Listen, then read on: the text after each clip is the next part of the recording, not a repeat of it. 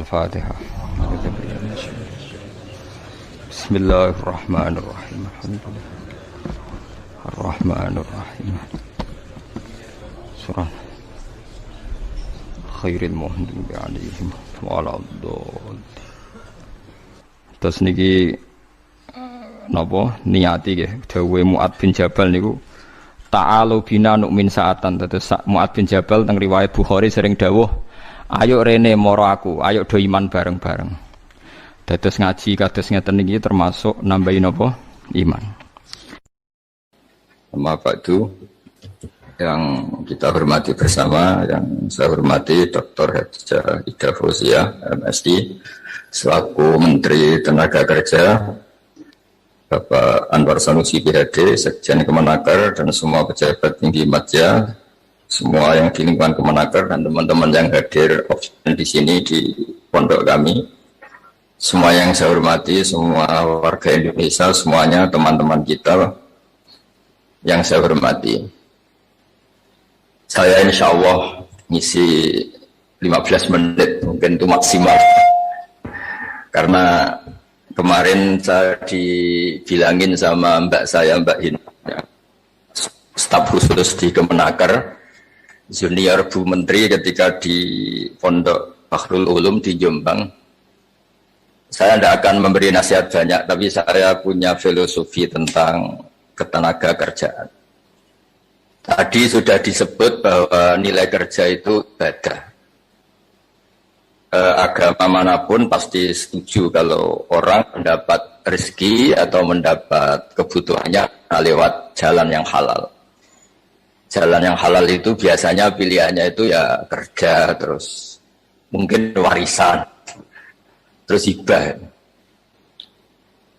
Ini penting saya utarakan karena saya nanti akan baca beberapa makalah yang diriwayatkan ulama-ulama top, termasuk kitab Ihya, kitabnya Imam Ghazali. Kenapa kita bicara tentang pekerjaan? Harusnya kita ketika dapat rezeki itu asumsi Islam, asumsi kebaikan, itu to'amul wahid yakfi isnan, ya. Jadi makanan jatah orang satu atau rezekinya orang satu itu normalnya bisa dimakan orang dua. Wa to'amusnaini yakfi arbatan, normalnya rezekinya orang dua itu bisa dimanfaatkan, bisa mencukupi orang empat. Jadi kekacauan dunia ini dimulai karena jatahnya orang satu menghabiskan jatahnya orang 1000. Jadi gara-gara kerakusan itu terus sistem sosial itu menjadi kacau. Harusnya itu to'amul wahid yakfi isnan, wa to'amusnaini yakfi arbatan. Jadi jatah rezekinya orang satu bisa menghidupi orang dua ke atas, jatahnya rezekinya orang dua bisa menghidupi orang empat ke atas. Kemudian ini saya baca saja supaya tambah berkah beberapa teks tentang pekerjaan. Di sini di kitab Ihya di halaman 85 kalau kitab saya tentang keutamaan kerja. Di sini dijelaskan inna minadz-dzunubi dzamban la yukaffiruhu illal hammu fi talabil ma'isyah. Ya, jadi sebagian diredaksikan minadz-dzunubi dzunubun la yukaffiruha illal hammu fi talabil ma'isyah.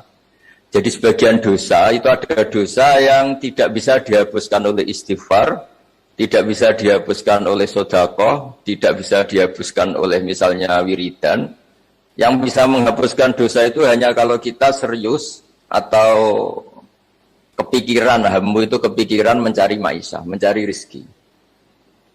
Jadi sudut pandang itu penting. Jadi kita yang sedang istighosah atau kita yang sedang pengajian atau mungkin kita sedang jadi ustadz, itu melihat orang mencangkul, orang ke pabrik, orang di aktivitas pekerjaannya, itu harus kita lihat bahwa mereka adalah orang-orang yang sejatinya sedang minta ampun sama Allah Subhanahu wa Ta'ala. Karena di sistem pekerjaan itu lahirlah satu variabel atau satu apa saja yang positif. Ada hukum sosial karena ketemu teman yang saling memberi pengalaman. Ada ketergantungan manusia sama hal-hal yang halal. Ini yang paling penting. Sehingga banyak orang itu diwaktu karena pekerjaannya. misalnya orang bisa hidup itu sebetulnya karena makan nasi, minum air itu sesuatu yang halal. Jangan sampai orang bisa berpikir bisa tenang kalau minum narkoba misalnya. Orang bisa kerja karena digerakkan punya anak kecil, punya ibu yang rentan atau punya keluarga yang membutuhkan.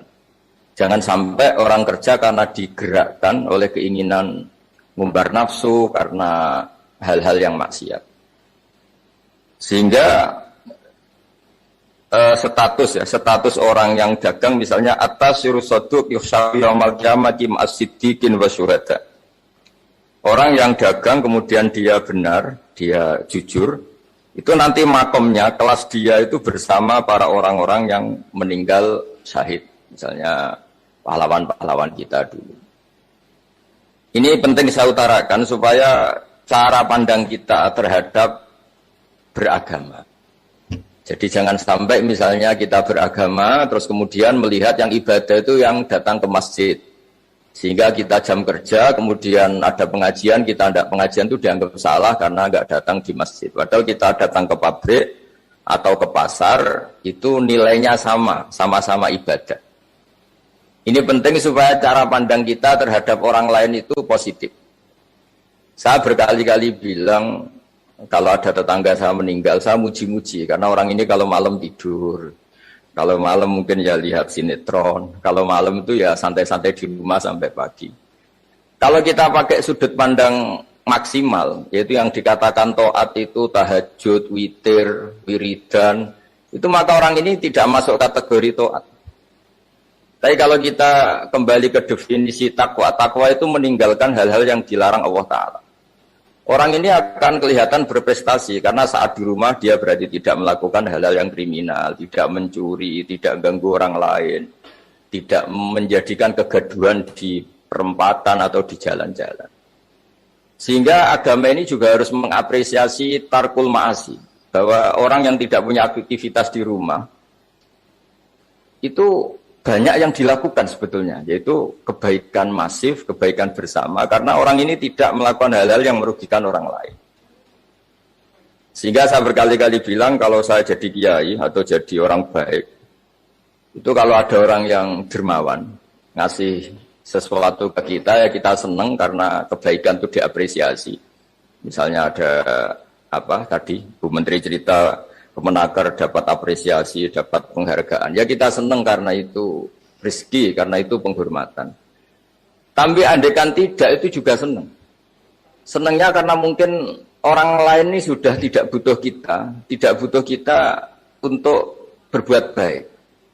Saya berkali-kali bilang, kalau Anda jadi kiai tidak usah tersinggung kalau tetangga tidak minta konsultasi. Artinya mereka sudah mandiri, bisa memutuskan masalahnya sendiri. Tapi kalau konsultasi, anggap mereka punya akhlak, tanya kiai. Kalau tidak, ya anggap saja mereka sudah mandiri. Makanya sudut pandang ya dalam Islam, itu sudut pandang itu penting sekali. Jadi setelah kita baca beberapa hadis, jadi suatu saat Rasulullah itu ngaji di masjid, di teras masjid. Beliau ngaji, kemudian ada pemuda dengan cangkulnya, dengan enaknya melewati Rasulullah. Sehingga para sahabat itu komplain, ini pemuda ngawur sekali, ada Rasulullah ngaji tapi tidak ikut ngaji, malah berlalu saja tetap ke ladangnya. Tapi ketika dengan tanda kutip disalahkan, Rasulullah malah bela pemuda tadi. Itu pemuda kalau dia kerja karena mencarikan nafkah untuk keluarganya, yang kecil atau yang tua, dan supaya dia tidak minta-minta orang lain, itu juga sunnahku. Sehingga bentuk sunnah Rasul itu tidak harus orang datang ke pengajian, kemudian orang ikuti fatwa kita, mu'idzah kita. Mungkin teman-teman yang sedang bekerja itu tidak lagi mendengarkan ngaji, sudah melakukan isi pengajian. Jadi yang lain baru mendengarkan, yang itu sudah melakukan isi pengajian. Makanya kalau di daerah saya banyak, kenapa kamu tidak datang ngaji? Saya lebih ngaji dari Pak Kiai. Kenapa? Pak Kiai kan yang menyarankan supaya kita baik sama orang tua. Saat Pak Kiai pengajian, saya ngurmat orang tua saya di rumah sakit. Tapi kadang-kadang kita pakai ukuran kita sendiri. Yang nggak datang pengajian itu orang jelek karena nggak mau datangin pengajian. Padahal jangan-jangan yang sedang di rumah itu yang sedang melakukan isi pengajian itu. Ya dia tidak datang karena ngerawat orang tuanya, karena sedang asik dengan istrinya. Itu juga harus disebut bagian dari kebaikan. Karena dalam kebaikan Islam Nabi pernah ngendikan wa fi buti ahadikum shadaqah. Kamu kumpul dengan istri kamu itu sedekah. Sampai sahabat protes, "Ya Rasulullah, masa ayati ahaduna syahwatahu wa walahu ajrun?" Masa urusan seneng-seneng sama istri dia dapat pahala? Terus Nabi menjawab, "Alaysa law wada'aha fi haramin akana alaihi wisrun." Kalau pelampiasan syahwat itu untuk hal yang negatif atau yang haram, dia akan dosa. Maka ketika meletakkan yang benar, dia juga dapat pahala. Jadi pahala itu segampang itu. Orang asik dengan anaknya, dengan cucunya, bercengkrama di rumah. Itu ya pahalanya besar. Karena saat itu berarti dia meninggalkan maksiat, dia tidak hura-hura dengan sesuatu yang dilarang agama. Nah, pekerjaan juga gitu. Mungkin orang lain dapat uang karena transaksi narkoba. Mungkin orang lain dapat uang karena kejahatan. Mungkin orang lain dapat uang karena menipu. Orang-orang yang bekerja itu luar biasa. Ingin dapat rezeki dari pekerjaan. Itu harus kita apresiasi. Sehingga makam orang-orang ini, makomnya, itu nanti kalau meninggal ma'asidikin wa syuhada. Orang-orang punya gelar asidik. Gelar yang luar biasa dalam khazanah kewalian. Nah, orang-orang yang bekerja itu nanti makomnya seperti itu. Itu adalah inspirasi kita yang luar biasa. Sehingga nanti kita tidak melihat orang lain itu, wah, wong kok kedonyan tok, orang orientasinya dunia tok, bekerja terus. Ingin kaya raya itu duniawi sekali. Kita tidak boleh berpikir seperti itu. Karena apapun banyaknya harta di tangan orang-orang halal, di tangan orang-orang baik, itu pasti efeknya juga bisa melahirkan pekerjaan, bisa melahirkan kemanfaatan. Sehingga Nabi kalau muji pedagang itu dari 10 rezeki itu 9 berkahnya ada di pedagang. Karena kalau pedagang itu kikir-kikirnya pedagang, dia harus mengeluarkan uang bayar supir, bayar satpam, bayar yang ngirim jasanya dan sebagainya, sehingga uang tetap berputar. Tapi sebaik-baiknya Anda kalau tidak dagang itu mungkin uang ditabung, uang mandek, sehingga potensinya itu ikhtikar itu menyimpan. Itu kalau ngelebihi kuota tertentu dilarang oleh Islam. Jadi karena saya nekuni keilmuan agama, maka saya hanya cerita bahwa betapa Allah itu ngapresiasi pekerjaan. Nabi Dawud itu seorang raja, kaya raya. Tapi beliau tidak mau makan illa mingkas biyadi, kecuali hasil pekerjaannya sendiri. Masyhur itu di riwayat-riwayat, beliau seorang raja, tapi hanya makan kalau tembikar atau anyaman bambunya atau apalah, pokoknya dari anyaman bambu itu terjual. Kalau hari itu nggak terjual ya nggak bisa makan. Padahal beliau seorang raja, saking inginnya supaya rezeki yang dia makan, yang beliau makan mingkas biyadi, dari hasil karyanya sendiri. Banyak kiai-kiai guru-guru kita yang meskipun secara lahir kaya, tapi ya untuk pondok, untuk publik, yang untuk dirinya itu sekadarnya. Bahkan saking ekstrimnya di dunia kiai itu ada seorang kiai yang punya pisang yang ditanam secara halal dan di tanah yang pasti halal. Itu setiap makan yang mungkin rofahiyah itu ya agak hura-hura itu. Dikafaroi dengan makan pisang itu. Satu pisang dibagi-bagi, kemudian itu dianggap kafarah. Nah, kenapa cara-cara publik itu banyak rofahiyah? Rofahiyah itu begini misalnya. Mungkin kalau kita kiai kecil, atau tokoh kecil, atau siapa saja yang nasibnya kecil lah, itu mungkin kita muassis, kita pendiri. Misalnya ada kiai kecil di kampung tertentu, itu mungkin dia pendiri masjid, pendiri madrasah. Tapi mungkin setelah kita jadi kiai besar itu, nyuwun sewu diundang masjid itu.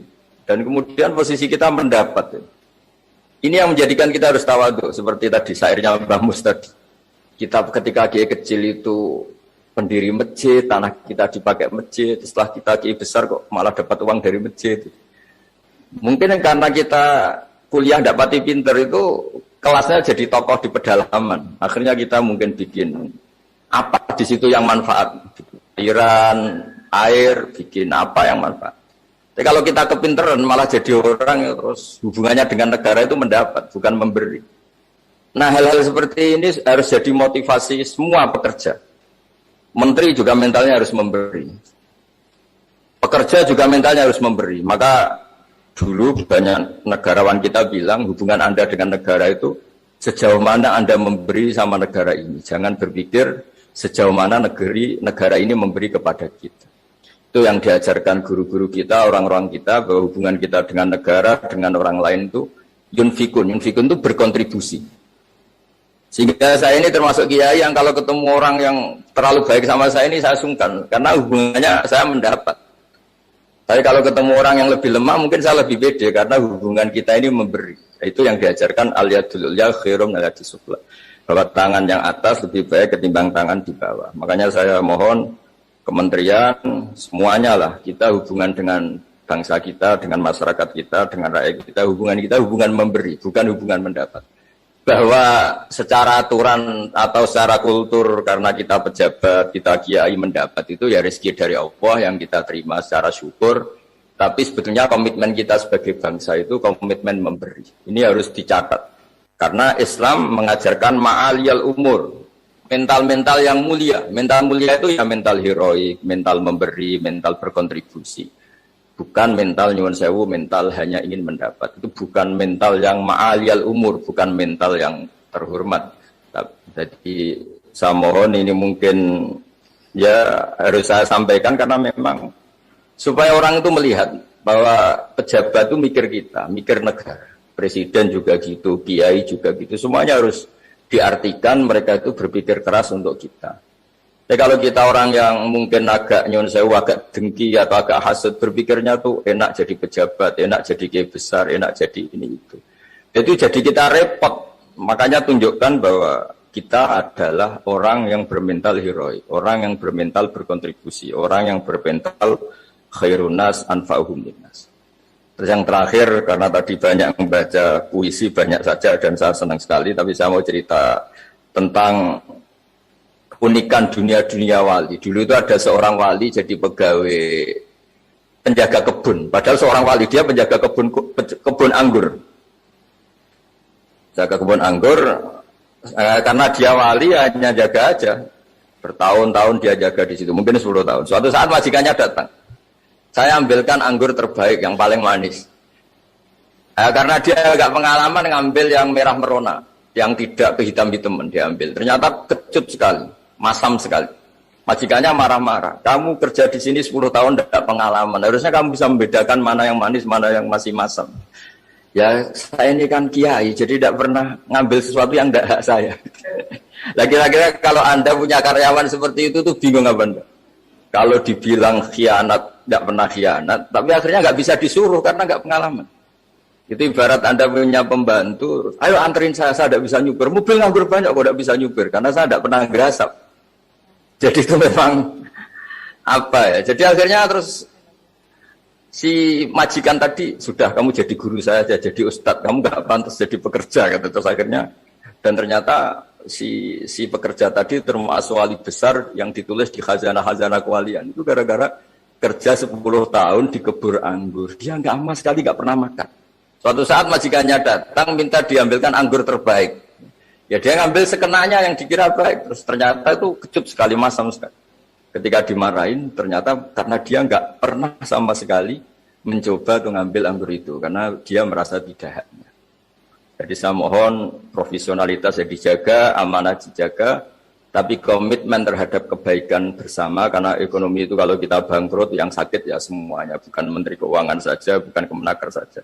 Kalau negara ini kolab, yang bingung juga enggak presidennya saja, kita semua juga bingung. Jadi merasalah sebagai bangsa yang bersama, ingin kebaikan bersama. Karena khairun nas anfa'uhum linnas. Dan agama ini harus dirasakan sebagai rahmatan lil alamin. Semuanya enak, semuanya nyaman.